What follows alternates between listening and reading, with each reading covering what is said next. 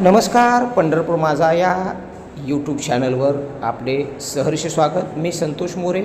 आपण जे आता ही दृश्य पाहत आहात ही दृश्य आहेत गोपाळपूर येथील दर्शन रांगेतील आणि याच दर्शन रांगेमध्ये विठ्ठलाचे दर्शन घेण्यासाठी लाखो भाविक उभे राहिले आहेत म्हणण्यापेक्षा काही भाविक आता बसले आहेत तर काही भाविक याच दर्शन रांगेमध्ये झोपलेले आपण पाहत आहात. म्हणजेच प्रशासनाचा तो जो दावा आहे भाविकांना लवकरात लवकर दर्शन देण्याचा तो फोल ठरल्याचे आपण पाहत आहात.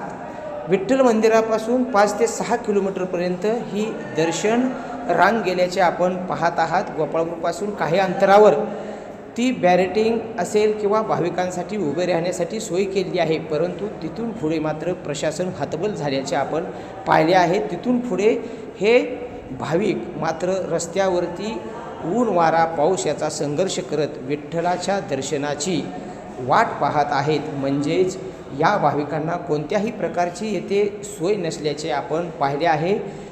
एका रात्री पत्राशेड तयार केल्यामुळे येथील ही दर्शन रांग स्वरी इंजिनिअरिंग कॉलेजपर्यंत मर्यादित राहिली आहे.